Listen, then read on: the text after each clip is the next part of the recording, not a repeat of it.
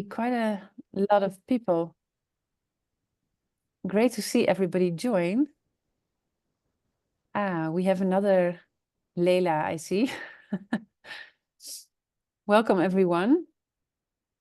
We give it a few minutes for more people to join, just because it's just after top of the hour. Our speakers are here already. Really nice to see you all. And it would be great if you can introduce yourself in the chat, because that way we can also have a feeling of who we have here in the group today in a meeting, and where you're all joining from. And maybe you also write a newsletter, or you want to start writing a newsletter. And we would love to hear. So please let us know in the chat who you are, where you're joining from, if you want to start a newsletter or not. And we can also use the chat during the discussion to ask questions. So I really hope we can have a conversation today. So welcome, everyone. We take about 2 minutes or so more before we start. We have our speakers present. I always like to see faces in webinars, but I also understand that people might be at work and not able to put on the video. But if you are able to put on the video, it would be great. And please introduce yourself in the chat so we can really have a conversation among all of us.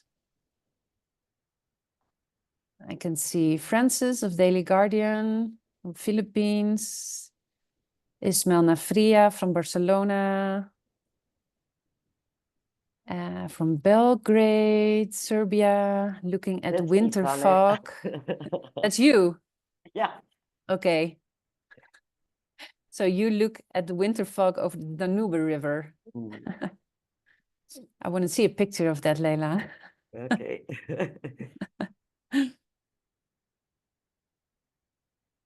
Okay. Great to see. It's, I see Mexico, Glasgow, Croatia. Croatia, Vox Femine, welcome. Really nice to see so many people join. I waited 1 more minute, I think, because still people joining. Feel free to introduce yourself in the chat. And then we're almost starting. I'll take a sip of water and then I start introducing our guests.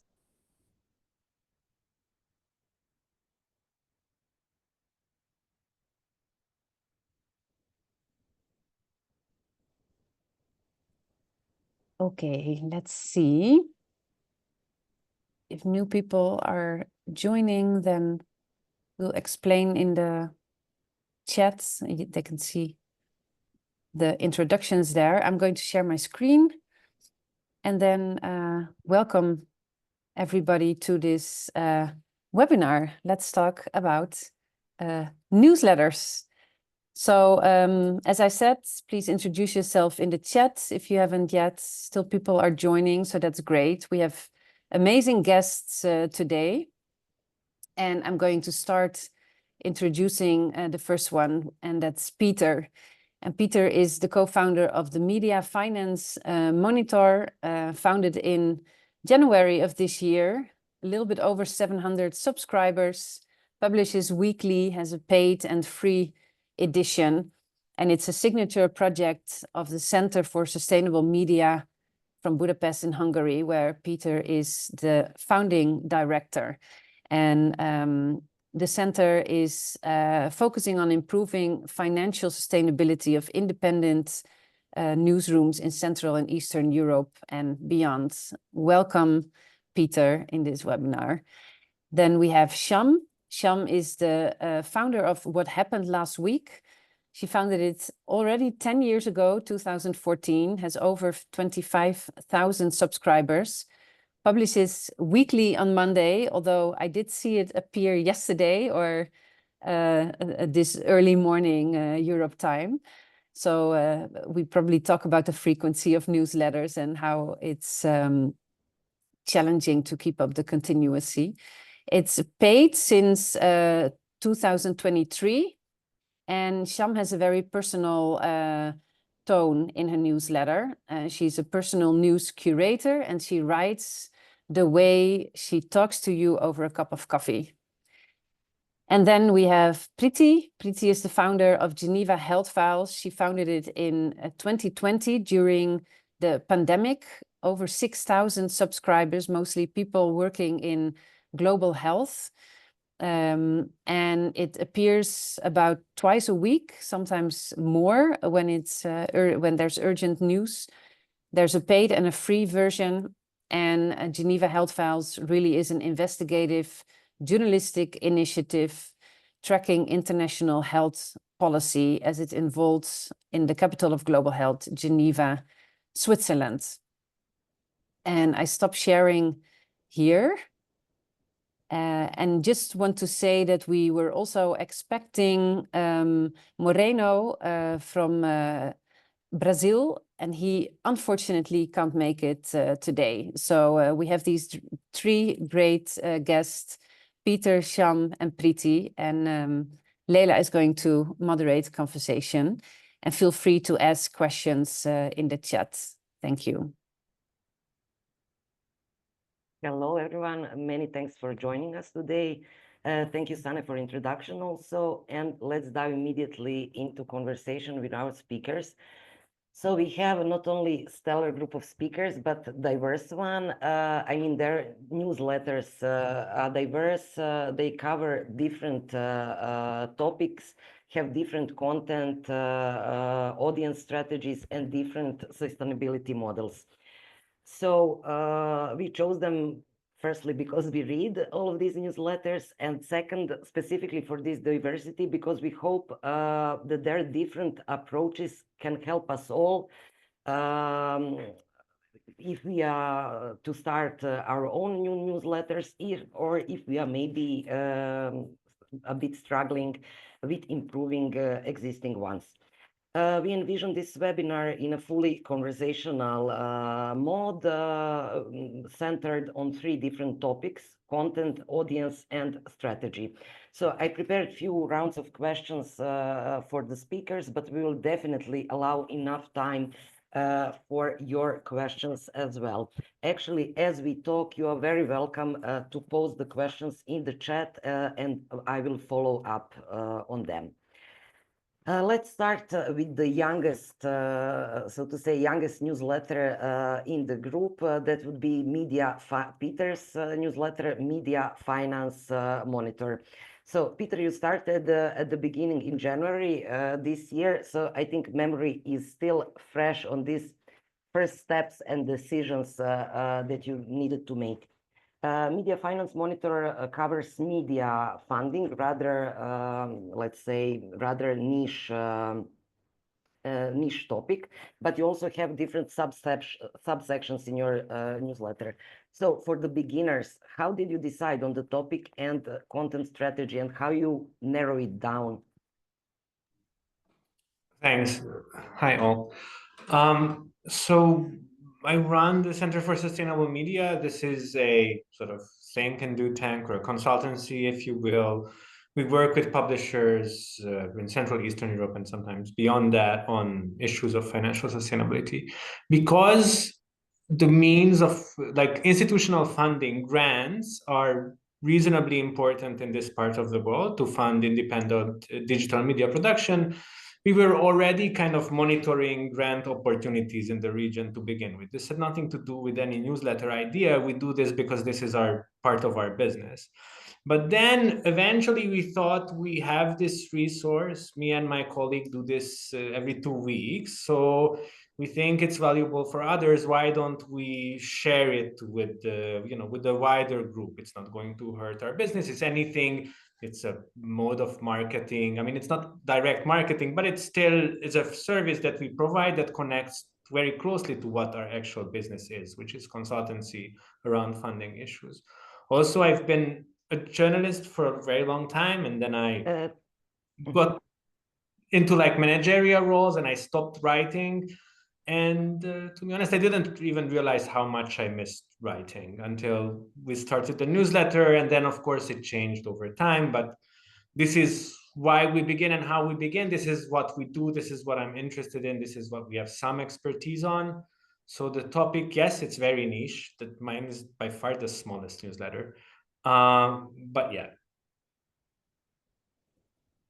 Yeah, you told me when we were preparing for the webinar, yeah, I don't have many subscribers. If I may, I would disagree with this. So I think the absolute number may be small, but in a very short period of time, I have the feeling that you amassed critical following of your desired audience. I have the feeling that everybody who is interested in media funding is already reading your newsletter.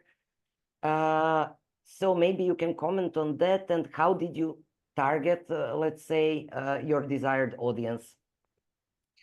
So yeah, I think you need to, yeah, I know this is never going to be like 100,000 subscriber thing, because there are not 100,000 people sort of interested in this topic. We haven't done any sort of marketing for the newsletter. The way this spreads, we are on Substack. Benefit of Substack versus Ghost or some other platforms is they have a strong recommendation feature. There's like an ecosystem effect. So it's easy for people to share and to get recommended. So I think that is definitely one element. But other than that, all of our time, or at least all of my time related to newsletter, is focused on the content. As long as the content is good, people will send each other. You can see in the stats where you send someone a newsletter and they have like 120 opens, it means that they sent it to a lot of people.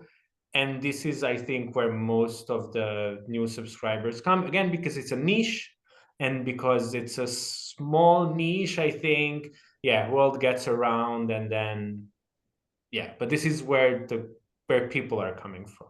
I think there's still some room to grow, but this is going to be maybe a few thousand people if it goes well in another year. I think that's as large as it gets. This is just, that's the size of the audience.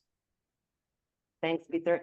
I invite you definitely to subscribe to Peter and all other newsletters that we have today. Moving now to what happened last week, to Sham. So your one is the oldest in the group. So I assume that there were different changes throughout the years. So can you please explain your content strategy? How did you test it? How did you adjust it over time? I also believe there was some early mistakes, so maybe you can share those with us also. Something like what not to do when starting a newsletter. Thanks so much. I'm happy to be here. So as for content strategy, yes, it evolved over the past 10 years because I've been doing it for the past 10 years. And each year, basically, I've learned so much more about my being a journalist on the one hand, and my being a newsletter creator on the other hand, because a lot of times those two don't often go hand in hand. They are sometimes two different identities. And because, I, as a journalist, I'm not really focused on, monetizing all the time. I'm focused on getting the story right, getting the sources, making sure that what I talk about is understood by many people. But as a newsletter creator, I did have to learn a lot, and I'm still learning every year on how to better adjust to the ever-changing landscape of tools and of new monetization strategies and of the way people consume the news. There are so many factors that keep on changing. When I started the newsletter, not many people were doing newsletters at the time. They were doing blogs or they were focusing on building an audience on social media. I was also a blogger, a very passionate blogger, but I also saw that the blogging days were kind of coming to an end by the time around 2014, and social media kept changing its algorithms. And I wanted to have a direct line with the people that I wanted to reach. So I thought, you know, why not just go back to the old basics and just write them an email so that they have it in their inbox. No algorithm to dictate who I get to reach and who I do not get to reach. The content strategy as over the time stayed constant, I would say. It's always been about centering or spotlighting underreported, underrepresented stories and voices and perspectives from Asia, Africa, and the Americas, also commonly referred to as the so-called Global South. I don't fully agree with that term, so I am a little bit hesitant to use it, but it's basically the newsletter hopefully questions the way the world is typically represented in Western media. I'm Kurdish. I came to Europe and to Germany when I was 9, and I grew up here and grew up here watching two different news sources, one being Kurdish and one being German. And I always found that those two don't necessarily meet one another. We don't talk about the same topics. We don't talk about it from the same perspectives. And I thought a lot of nuance, important nuance, got lost there in translation. And so so the focus of my newsletter came rather naturally because I wanted to push readers to think differently about global issues, basically broadening the lens they're handed. But I don't have a rigid content calendar, so I focus on, I keep an eye on what's timely, on what's impactful, on the topics that perhaps some people have not heard about, that might change their view and their hopefully also their stereotypes of certain regions and continents. Or it's something that has been covered, but has been covered in a very different way by Western media. And I try to add another perspective to things so that there are much more voices represented in the overall commentary on global issues.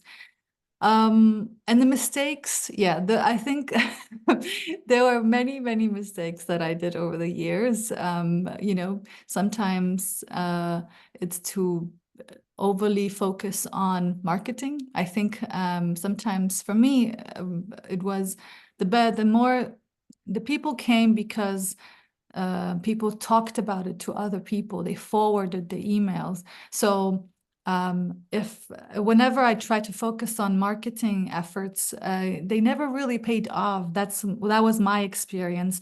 What paid off was writing the email in a way that would be forwardable, that would be something that people would want to talk about to other people. So much more focusing on the content and focusing on who I wanted to reach and what I think would perhaps help them to get to that point, to like, oh, I want to share this with someone I know, maybe someone else would be interested. So it would be thinking about introducing categories, collaborating with people.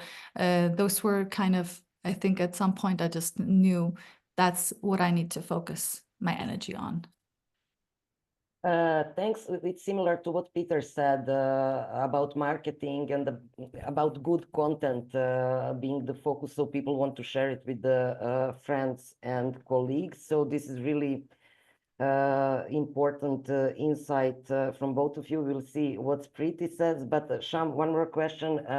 You are not on Substack, so could you comment on platform that you use?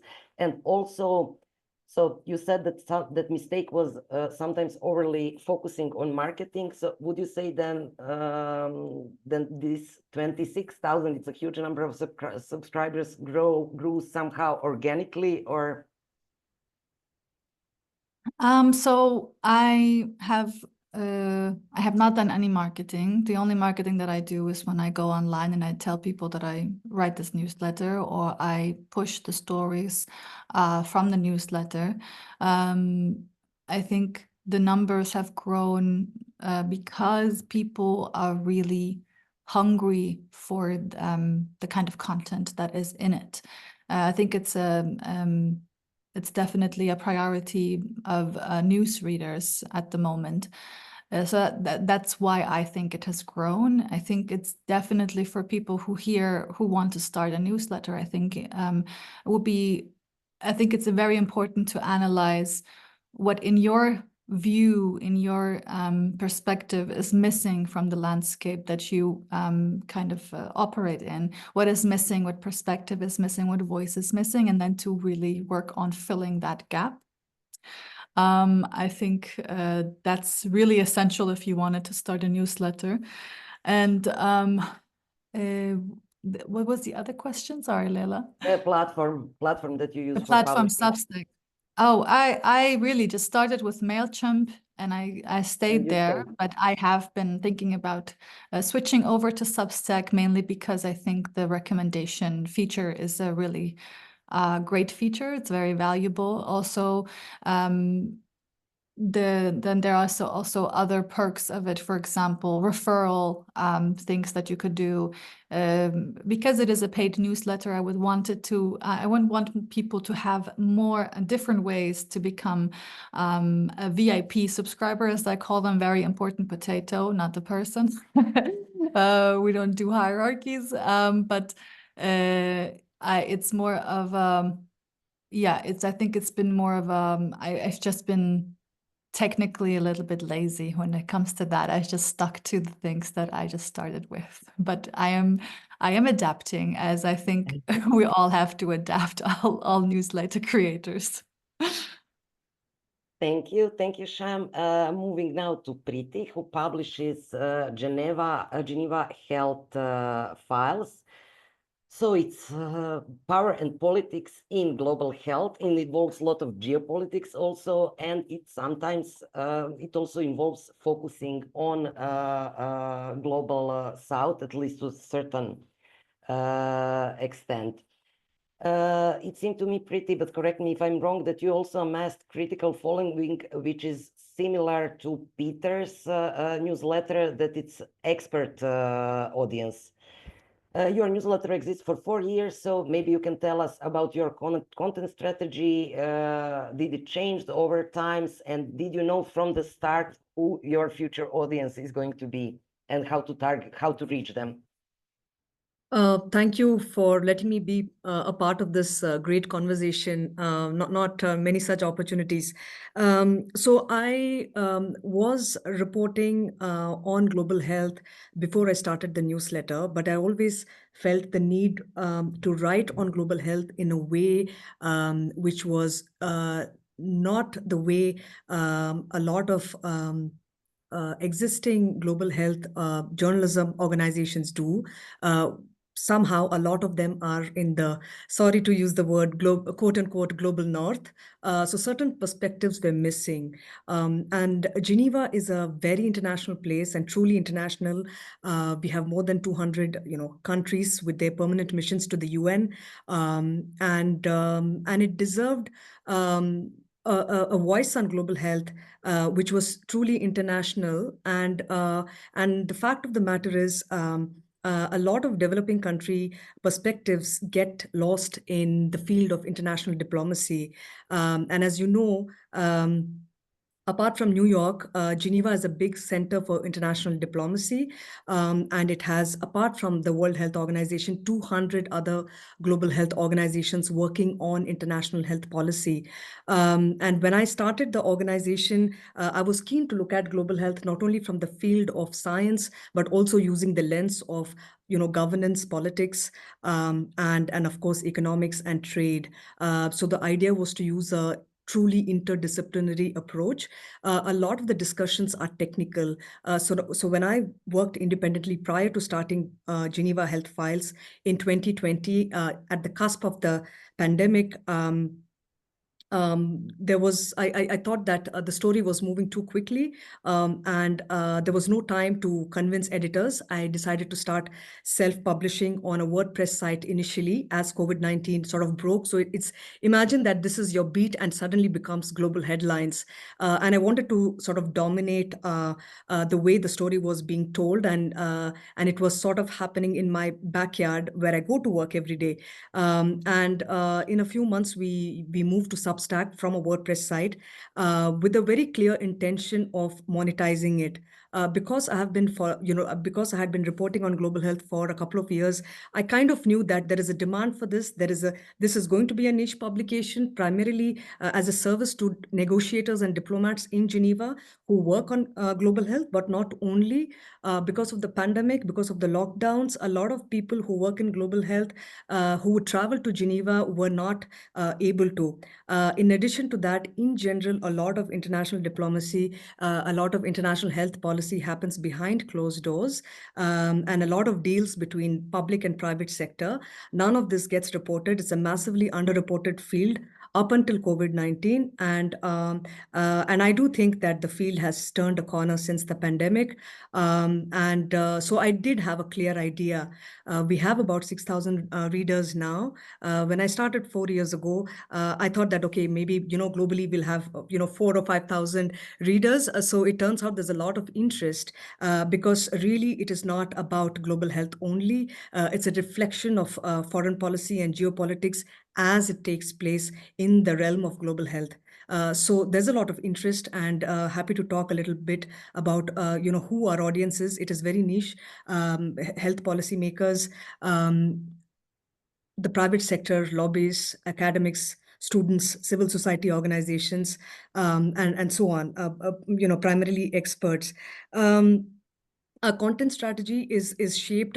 We don't do events. We don't do spot coverage.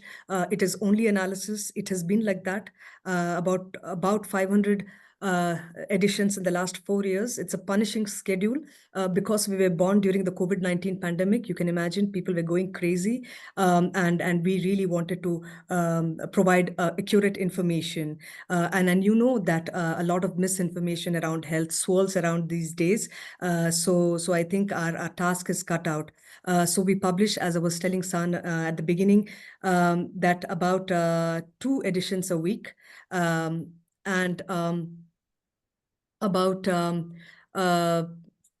3 to 4,000 words per edition. So so the content, content is the clear sort of cornerstone of our strategy, and it drives our growth. Thank you very much, Priti. You mentioned the Global North, and I realize only now, believe it or not, that our all 3 newsletters have strong focus on these relations between center and periphery, and trying to do some repositioning. Let's put it this way. Peter is also into media reform on European level. Maybe he can tell us a bit about that later on. I have many questions prepared for all of you, but I want to have to give priority to our 2 participants of the webinar. So I suggest we open floor immediately. We received 2 questions. First one is from Terry.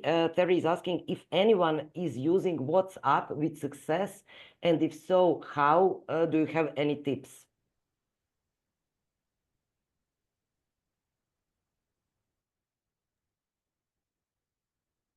Sham is already shaking no. No. Yeah, I think that's a no. No. No. Mhm. Okay. Okay, let's move to second question. Jana, if you focus on marketing aside from Substack, which platforms were most efficient for you? I can start. The only place that I like publish stuff from or around the newsletter regularly is LinkedIn. I think, again, this is for a professional audience. Those people are into their LinkedIns. I'm not talking about other people. This is me too. And so you got to understand where your audience lives or what are the platforms they care about. Again, I think most of all, you want to invest in your time to delivering the best possible content, and then you really have to prioritize, because even if you post on LinkedIn every 2 times a week, that will take some time. You will need to create something. And so for me, LinkedIn was the only platform. I tried Twitter for a little bit in January and February, but that was at the time that Twitter kind of went to hell anyway. And so whatever, LinkedIn remained the only other place that I'm like pushing content about this, and it's reasonably useful. Great. It's so cool to hear that we don't need to spend our energy republishing on every existing social media platform. Yes, Priti, do you want to add? In terms of direct traffic, Twitter, it's negligible. But the thing is, as a news business person, which I have learned over the years, that marketing is essential. And even if in our case, a lot of the readership grew organically, word of mouth, and a whole lot of people are not interested in this. But I cannot emphasize enough for anyone at the beginning of this journey to invest more time than you think you would need for marketing. I think one thing leads to another. If nothing, it's not about only attracting the right kind of readers, but also potential collaborators, partners, and that kind of a thing. And they don't really have to work in the same field as you or be servicing the same community. And I think this somehow gets lost. And this is something I learned the hard way. Yes, the numbers are growing, but you need to, I think, work on marketing, because it's a key part of growing a business. Thanks. We have two more questions. Sham, did you want to add something? Yes, I would love to add maybe another dimension to this, because I know we are all reading it online, but we're also very offline people. We talk to people, we go to conferences, we engage in conversations with people. And I think one of the best ways of marketing is to pick up on what Priti said. And then one of the oldest ways of marketing is to talk about what you do to other people and tell them really what it is that you add, what you add to it. I know a lot of journalists, colleagues who are very a little bit more on the conservative side when it comes to marketing, because they really want their content to speak for their work rather than them telling other people. But I think you need to go out there and tell people and friends and remind them of that project that you're doing, of the goal that you want to share, of the goal that you want to reach. And I think that's one of the most underestimated ways of marketing, is to really talk about your project a lot. Thanks. We have two more questions. Thanks everybody, not only for joining, but for being active. So, question for all from Tihana: how do you evaluate the success or impact of your newsletters? I think it's a great question. And do you set in advance these measures? I'm not referring to some key KPI or something like that, but do you set a goal for yourself? Yeah. Yeah, I can maybe start. For me, it's not about the growth of the subscriber base. For me, it's more about, so in my head, as you said so nicely, it's a repositioning kind of center periphery, and it's a repositioning, it's a reframing of things. And I know that the newsletter reaches a lot of journalists here in Germany as well, and a lot of content creators. So the impact that I then evaluate is whether these topics are then picked up by the journalists themselves. And I oftentimes see that if I write about something that a day later, 2 days later, 3 days later, these topics are then being picked up. I know people who reach out and say, you talked about this topic. Could you perhaps, connect me with the journalist that you cited there? Because I also truly, I value emphasizing journalists on the ground, local journalists, rather than, foreign correspondents of the major media outlets. So I think for me, that's what success to me means. Is that the idea has reached the recipient, that mainly that this is a new topic and this is a new perspective, this is a new voice, and that they want to highlight it and platform it. Priti, do you want to add? I think it's a great question, and it's a question that as publishers and creators we have to grapple with. I'm currently trying to draw up a set of KPIs, for potential partners and donors. And this is the first question that gets asked in the context of media financing as well. And this is really not just about open rates and retention rates, retention after a year, stuff that Substack gives you in the back end, but really also about talking about your impact and you reviewing your own work, and maybe going story by story, particular themes. Why does this have more number of views than the other? To really break down and understand. I think understanding impact is key to continuously shape our strategy. So I would measure impact also in terms of how did it move the conversation. And of course, citations and, who, it's not just the big media, but the academics are citing it. Are we moving the conversation forward? Are we getting a pushback? In which case, that is good impact. If people are upset about your stories, I really do consider that as great impact.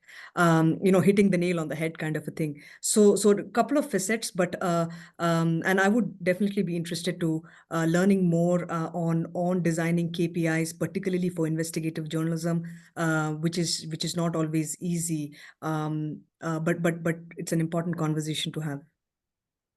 Thanks. Yeah, very important, because very often it's only how many readers do you have or something vulgaris like that, and not measuring this wider social impact, which of course it's more difficult to measure, but maybe more important than just the number of readers. Peter? So I would say, I don't know, it's an odd metric. The number of people who send you an email after connecting to what you wrote about, that they have an opinion, either they liked it or they sort of arguing with your point. It's always polite. Like, maybe some of these topics are controversial, but I don't like, with 700 subscribers, I'm definitely not into hate mail category yet. I think that is sort of the impact metric for me, again, because it's a very professional audience. People who will take the time to respond to what you wrote are part of the ecosystem. It matters what they think. I mean, it matters because everybody's weighing, and I want to hear about what people thought, but also because I think that is the thing that shows you that people are thinking about the ideas you put forward, or your perspective, or some thought experiment you ran. For me, when I feel this was a great whatever edition, that's when people responded to it and wrote me an email and said, great, or I didn't understand that point, or whatever. Also, I think the kind of basic metrics that you get from Substack and from all the other platforms is more important to better understand. Like, sometimes I feel like, oh, this was a really good piece, and then not that many people responded to it, and then next week something that I felt was okay, the argument wasn't that polished or whatever, but it gets a lot of traction, and then it's worth thinking about why this is. Was it more current? Was it more topical? Was the like, I think it's still important to look at the base metrics and try to understand what makes an edition more successful in terms of those metrics, but truly it's email responses. And if I remember correctly, this is how we met, through email responses. Exactly. Yeah. So then I get to invite Peter to the webinars that we are organizing. Okay, let's move. I think the next question is specifically for Sham. Ismail, I see that you don't show examples of your product to users who arrive to your website. Why is that? I think it could be a good opportunity for people to know more about it and maybe subscribe. I 100% agree, Ismail. I used to do that. When it was free, entirely for free. I now have a free version and a paid version. I removed it because right now I'm in the process of moving the newsletter onto another platform. But I think that's a great way to make people who are a little bit curious about it to push them to the next step of perhaps subscribing and trying and seeing what the newsletter is about. 100%. Yeah, but you do, when I subscribe, I cannot see archive, but you send a few of the previous newsletters, or yeah. Yes, So when you give a subscribe. glimpse. Yeah. Yeah, exactly. When you subscribe, you do get so when you subscribe as a paid subscriber, you do get an archive link. You have access to all the archive links. But as a free subscriber right now, there is no option, but I'm working on it. Thank Thank you. you for the question. Moving to Amina's question. Okay, now we have a set of questions which are more sustainability oriented. This was also my what I envisioned as one round of mother of all issues. How is this sustainable? So maybe when answering these questions, each of you could also briefly state what's your sustainability model. And Amina has two questions. How do you decide what type of content is premium and what type is free within your newsletter? How do you structure the newsletter according to that? And did you ever increase prices? I guess this subscription fee. And if so, how did people react? Who wants to start?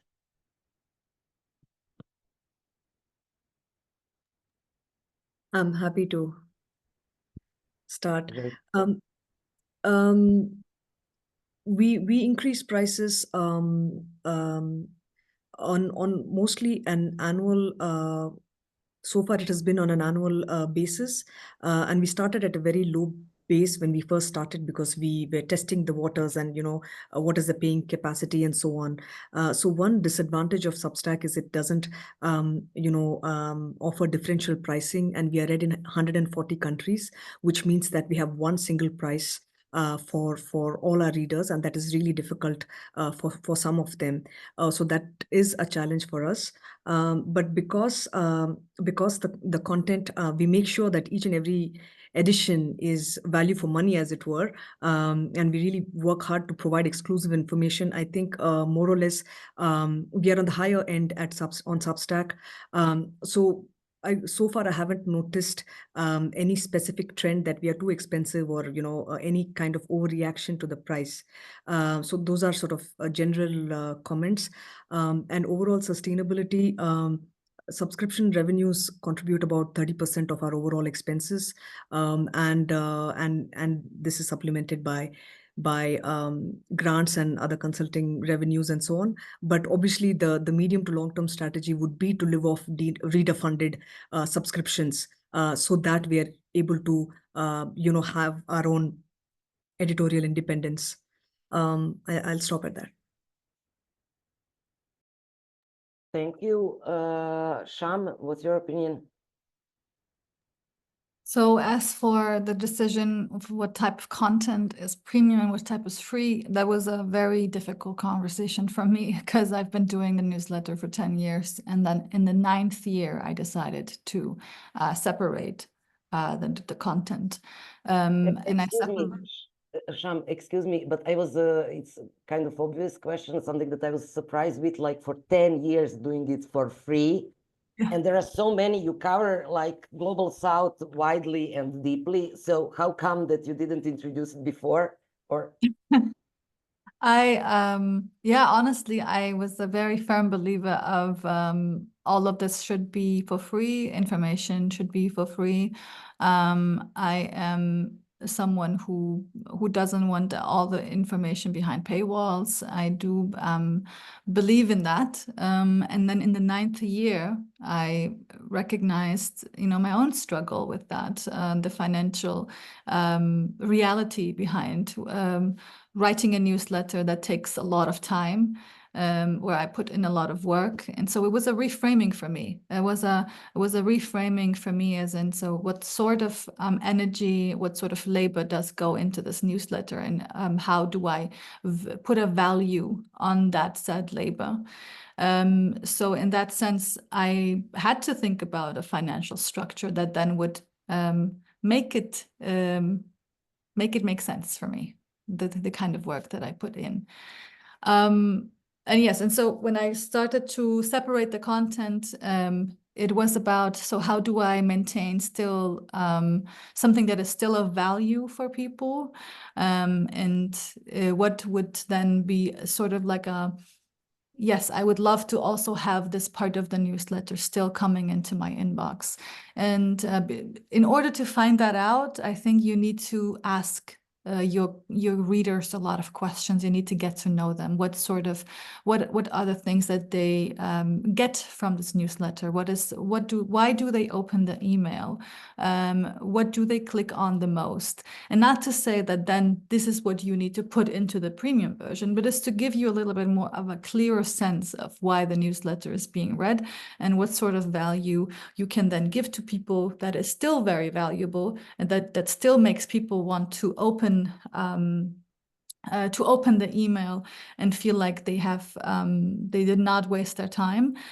But yeah, that's the one question, and the other question is then to what's the kind of content that they wouldn't get elsewhere, that they would be happy to pay for. I think it's just, at the end of the day, it's about what makes sense. Basically, I call it common sense, but what makes sense for people to pay? What would I want to pay for? Because I know it's all of us, we are going through like a financially very hard time.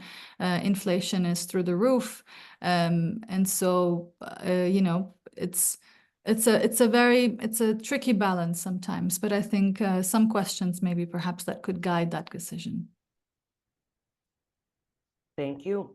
Peter, you already said, I'm paraphrasing now, that maybe it's not so much about monetization, since this newsletter is a signature product of Centers of Sustainable Media and lays ground for other projects that you do. Maybe you can comment on that, and please do mention initiative to reform media funding on European level.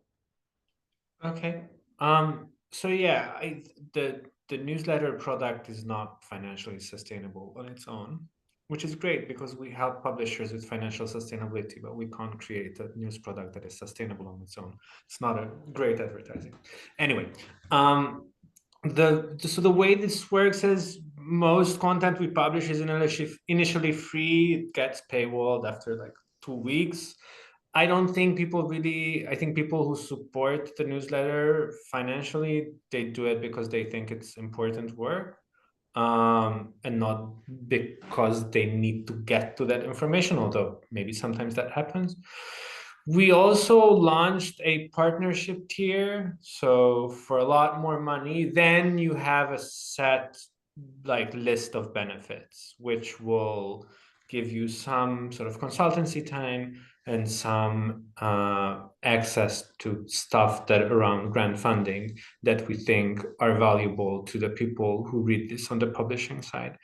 What the benefit is, and I'll get to the advocacy in a moment, is so during the summer, I published a piece about what's called a social impact bond or development impact bond. This is a financing vehicle in social finance that came about in the 2010s and is gaining prominence. This was a free post. It was a thought experiment whether this vehicle could be used to fund media production.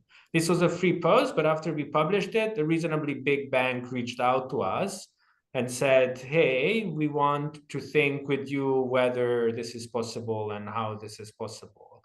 So again, the product itself is not, it's not bringing in money. I spend way more time on it than it sort of brings in, but it creates these opportunities for other stuff to happen. So it's like lead generation, I think, would be the very marketing-y term for this. And then lastly,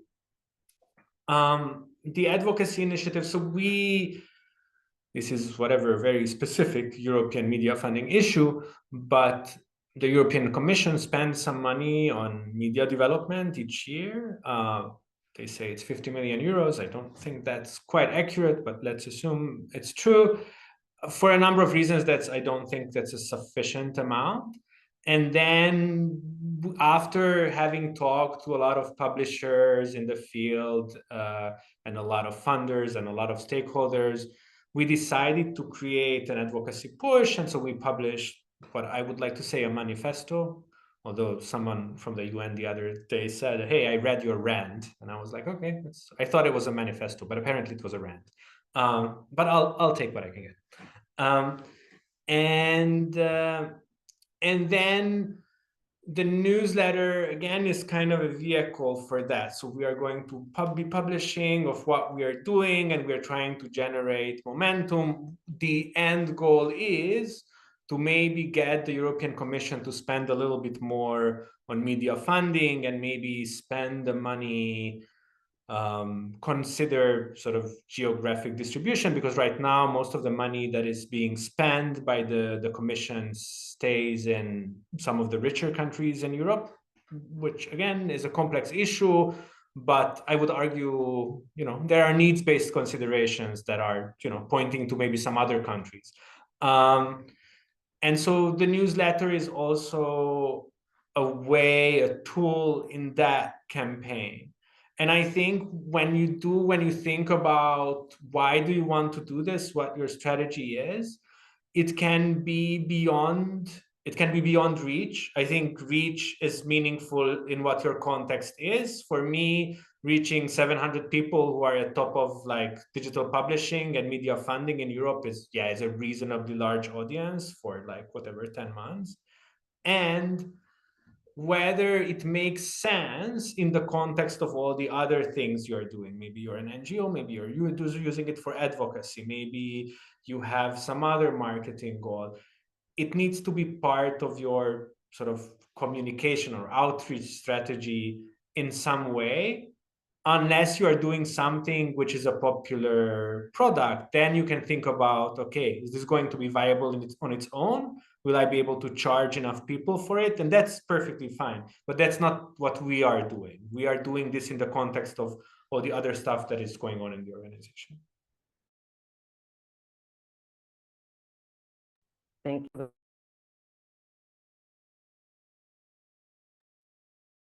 You mute yourself, Lela.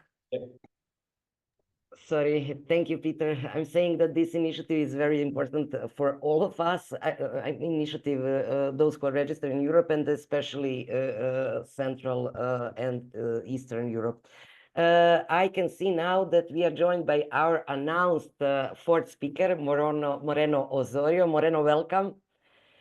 So let me introduce Moreno briefly. He publishes weekly newsletter, Farol Journalism, in Portuguese. It arrives every Friday with a critical summary of main discussions about the journalism profession.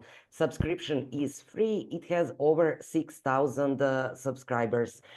Moreno, I read in one of your interviews or texts, maybe on Nimenlam, I'm not sure anymore, where you said that journalism of the future will be built on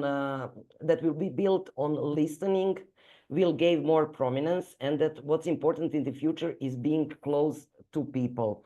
So maybe could you tell us how do you apply this in your own newsletter? Hello, guys. Sorry, it's been a chaotic day here, so I'm sorry I'm late. But well, it's a hard question, because I think everybody is looking a way to talk to the public and to establish a close relationship with the public. We have at Farol Jornalismo an important advantage that we talk with our colleagues So I think it's easier because we speak the same language. We have the same jokes and the same worries about and the same way of see the life. And so it's easier to establish a connection, and I think newsletter is a great way to do that, because you can write your writing style is like the same. You are talking to people. So at Farol we use a lot of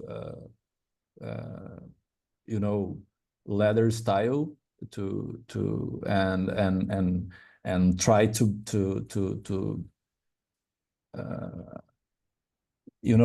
try to simulate a conversation with our audience, and people understand that and in fact feel that we are talking to today. So I think that the writing style is the most important strategy that you use to bring people close to us. Thank you, Moreno, and thanks for joining. I know it's been difficult for you today. Sham, maybe you want to add about the writing style. Your style is also very, very distinctive, and it's like news over a cup of coffee. You described it this way. Was it the same voice and style from the beginning? Did you decide on this early on? Yes, I think it's extremely important. I think it's one of the most important things about the newsletter. It's because I think that I respect the fact that a lot of people are inundated with a lot of information. So we're constantly getting a lot of messages, and our phone can be extremely distractive. So I believe in making things a bit more easier and more accessible. And I think accessibility can be also viewed from the point of having a little bit of a simple language. I think writing in the sense where I just like this kind of how I talk to you. I mean, the newsletter is also structured in that way. I ask myself so-called dumb questions about things that are happening over the world, because I know that a lot of people might be asking the same questions. News, in the sense, sometimes is being reported with the assumption that everybody knows what's already going on, knows the political system of the country, knows the kind of intricacies, nuances in that country, but that's not often the case. And so I want to help people feel a little bit less intimidated by the news. And I think that's you can do that with language very, very easily. Makes sense. Yeah, thank you. Moving back to audience questions, so we have a question from Matea. I wanted to ask you a bit more about structuring your work on the newsletter. So work structure, publishing structure. And this is actually similar to one of my pre-prepared questions. So sustainability of you as an individual writer, how to stay sane as a newsletter writer in the chaotic times, how to keep a schedule, how do you go about writing it? Is it one day a week, small bits every day, etc.? And whoever wants to answer, actually, I want to hear everybody's strategy on this. Maybe Priti, if you can start. Sure. The short answer is there is no way to stay sane. I think when you're a journalism founder and content is your business, you're really up against. You really set up yourself on an endless treadmill. But of course, you can pause the treadmill and all of that. The thing is that if you are a journalist and you you're also in the newsletter business, you are literally a candle burning on both ends. It's not meant to be encouraging, but I'm just sort of sharing a true picture, you know. So you have to be sort of fairly well on, you know, on top of the news cycle, because you want your content to be relevant, useful. You're charging people for content, so it better be useful, right? So that's one. And then it has to be produced and fact checked, and you know, the headlines have to be factual and professional. You're competing for time on everything else on people's phones and, you know, or wherever it is that they're reading you. So it is a given. There are no brownie points that you are new in the business. You have to be, as soon as you hit publish, you better be good. So that's one. And the second part is the business itself, right?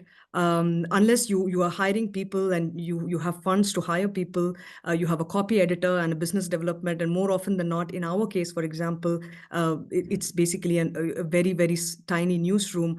So you have to be efficient.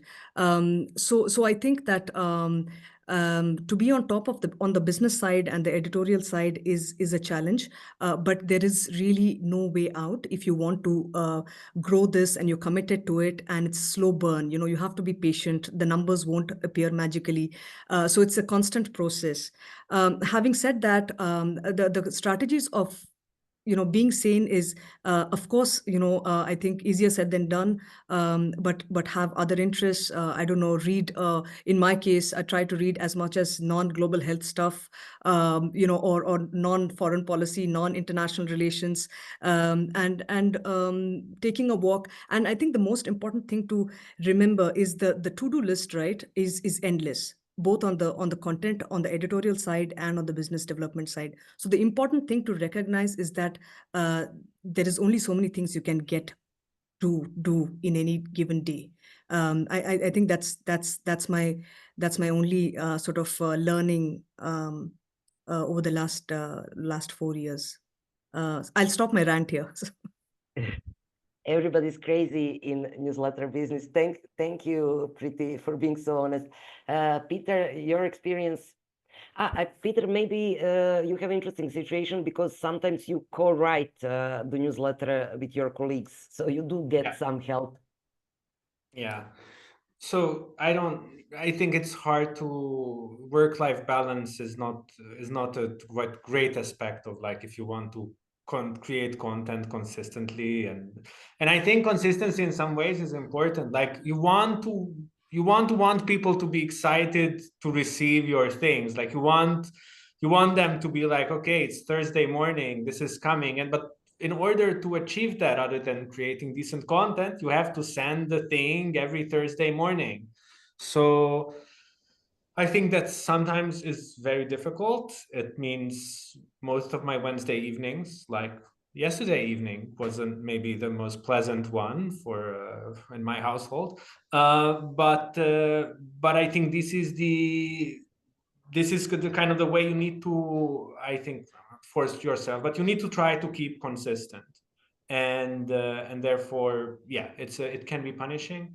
So we have a number of people working in our organization, or like on a part-time basis, and because I think the newsletter is seen as, like, it has an interesting audience and whatever, it has some nice buzz around it, people want to, like, they like to be part of the project. So sure, sometimes they will publish some stuff or do an interview or something else.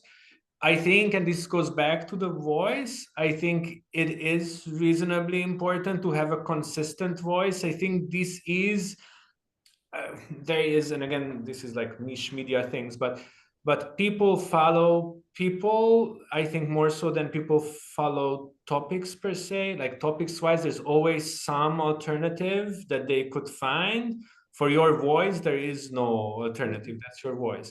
And I think in some ways that is a hard limit on how much you can outsource, because even though you can have some other people contribute here and there or do an interview, but some of your audience will come because they want to hear your perspective and hear your voice in their minds. And that makes it a again, it's not solo creation exactly the same way maybe as YouTube, but it has some of that element in it. And therefore there is a lot of like pressure and responsibility on you as the individual, and it's hard to, yeah, it's you need to think about under promising is always better than over promising. When we started, we said it's going to be every 2 weeks, and then I really liked it. It was successful. There was a lot of positive feedback. It gave me some appetite to do it more often. Now we said, okay, it's going to be weekly. Some weeks I regret that decision, because now we need to stick to this schedule, and because there are other responsibilities as I have in the organization and also as a human being, for other stuff than work. But now I think there is an expectation. So be mindful and promise less, because yeah, at least this is my perspective. Thank you. Yeah, a very important perspective for those of us who are thinking about our personal newsletters. I was discussing with a colleague this weekly, bi-weekly, how many times per month, and we also concluded better to under-promise than over-promise. Moreno, could you share with us what's your experience with work and publishing schedules, with madness of work and publishing schedules? Yeah, I think the consistency is the most important thing, and I am proud that we are approaching the 500 edition of Farol Jornalismo, and we never fail. Every Friday since 2014, and I started by myself, and now since 2017, I think. I have helped with two of my colleagues helped me to editing and writing the newsletter, and it was I was lucky that they understand and the voice of the newsletter. I think what Peter underlined is very important, because people expect your voice, your perspective, and it's really hard when you invite other colleagues to write, and it's not the same thing. So after 10 years writing every week, every day, it's a little bit easier to do that, but when you see it's another Friday coming and oh my God, we have to send another newsletter, it's depend of the week.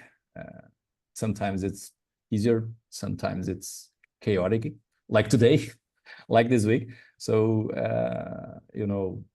I think it's part of the business. Thank you. And Sham, what are your experiences? So yeah, I've been doing it for the past 10 years every week. I do have a work schedule now set in stone, and it's not going to change. when a little bit of that work schedule sometimes changes, that really makes it very difficult for me. For example, this week it went out this morning because as also Priti also said, it's really important to keep the content really high quality, consistently high quality. And I knew that by last Sunday I didn't have it at that where I wanted it to be, and I didn't, and I needed a lot more time to research some aspects of something that I hadn't fully grasped and understood. And so I was reaching out to local journalists who also, of course, had to take the time to come back to me. So that's why I had to budge a little bit from the normal schedule, but it's really, it's about making setting an intention to be like, okay, so that's where I'm going to publish, and then the structure around it will then will have to present itself to you at some point. It's a priorities game, basically. So I know that I have my Sundays are usually with writing, so I write a lot. I have my free days are mostly Mondays and Saturdays, but I know that Sundays I do get down and I write everything that I have written over the week, everything that I've curated. I then go and sit down, and it does take me the entire day to fully get everything together. And yeah, and that's a sacrifice that I have made for myself, and it works for me.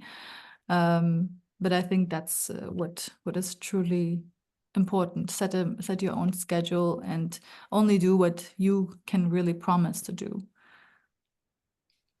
Sorry, just one thought on that. So my process is pretty similar. I will send myself links throughout the week. Some other people will send me links throughout the week. And then Sunday, I need like an hour to get into and then, get done with the distractions and checking whatever LinkedIn or whatever else. Sunday is slower. There's going to be less people pinging you with things. And that's what works best. I'm not, this is not set in stone for me, because again, lives and other responsibilities, but I think when it works well, that's the way it works, that you set aside some time that you can focus. You are like, of course, thinking about the ideas throughout the week, but the writing is like one block of time. And I think, yeah, Sunday is ideal. Sometimes it's Wednesday night. Thank you all. My colleague Sanne is saying that we are reaching the end of the webinar, but Sanne, please help me. Did we cover all the questions in the chat? I think some were answered in the chat, and yeah, we didn't cover all of them, but there were some new ones too. There's a question of Atessa. Maybe we can take that one. She says, since I live in Germany and work mostly in German, I'm not sure in which language my newsletter should be, German or English. And I would like to be able to reach more people, but I heard that there's a function on Substack that just translates the newsletter to the language of the user. Maybe you have some advice on that. I don't know if the Substackers, Peter and Priti, and also Moreno can say something about that. Yeah, but important question about the language for all of us whose English is not native. How to reach bigger audiences if we are publishing only in our language? Yeah. Any ideas, Priti?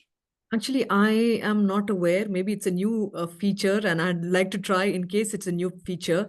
I don't think you can automatically translate. And in any case, because this is in general publishing a serious business, so you would want to have a native person look over the translated content. I wouldn't trust AI or a Substack tool to just simply translate, because there's so many nuances that get lost. I think yeah, I think if you are writing on a topic and for an audience that is more than one language, the default, at least in some parts of the world, would be English, because that would be the sort of common denominator. I think like Claude, for example, can be I think some of the AI models, their English, like my English is decent, and you'd want to have English good enough to be able to articulate your thinking in a way that you want to articulate it. But I think there's nothing wrong with using AI tools to think about like how to use the language, what is the proper way of expressing a thought. And I think especially Claude is a decent writing companion. It's not going to write a newsletter, an interesting and engaging newsletter for you. It's not going to, do your style and whatever. But I think or at least I use it sometimes, and I don't feel ashamed. But whatever, these are choices that you have to make for yourself. If you're not published in English, then you're again, maybe it's appropriate. Maybe if your topic is in Germany for people who speak Germans, then you don't need to do this. But if you want to engage larger audiences, yeah, I think English is the way to go. Thank you very much. And Priti, I have a note. I filed it under Fight for Content Producers' Rights. You were telling me beforehand that, something about position of content writers and content producers in the value chain. If you want to briefly touch upon this as our last thing today.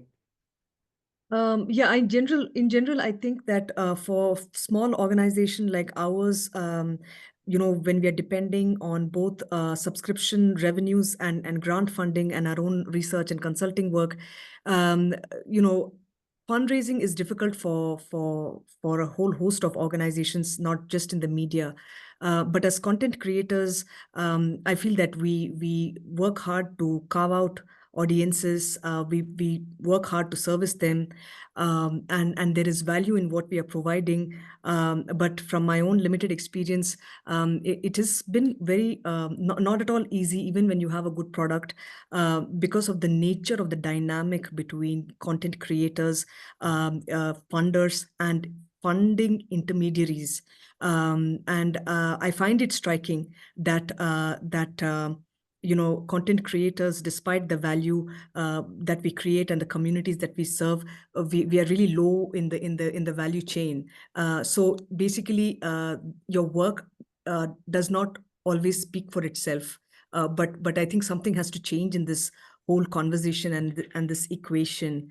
I wonder if other founders also face these kinds of challenges. Thank you. Thank you. Thank you very much, Priti. I'm glad you raised this point. We will definitely leave it for next webinars because we run out of our time. But yeah, this is the issue about need for structural reform. It's not a reform. It's what's needed. It's structural revolution in media field that would also tackle some of these things. I would end here because, as I said, we run out of time. Many thanks to our beautiful speakers. I believe they offered very authentic, open and honest accounts of what is it to be a newsletter writer or newsletter producers. I believe they gave us a lot of food for thought, but also practical tips on content, audience, and monetization. Many thanks also to all of you who participated. Many thanks for being such a active audience. And Sanne, did we mention that we also run a newsletter? We did not yet, no, but now is the time. We are totally crazy because this was also like our idea to promote our newsletter. I will leave it to you to present what Sustainable Connection is about. Yeah, so we have a newsletter called Sustainable Connections, and we write that monthly. So please subscribe. That's all I can say. It shows that we have a lot to learn regarding marketing, Lela. But definitely, yeah, you'll find a subscribe link on our website, globalprojectoasis.com. And thanks everyone for joining. And we had a lot of newsletter subscribers also joining in here. So I noticed when everybody introduced themselves, a lot of people were writing that they publish a newsletter. So that's great. Thank you, everyone. Hope to see you in our or yours next webinars. So till the next time, ciao. Thank you. Thanks, everyone. Thank you. Goodbye. Bye. Bye-bye. Bye.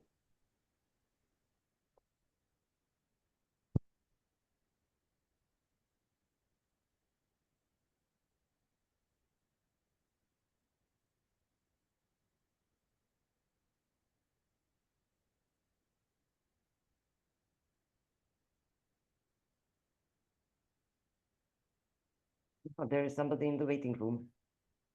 Yeah, but I think we can also close down the webinar now. Yeah, I'm gonna call you on WhatsApp. Yeah. Ciao, Sanne.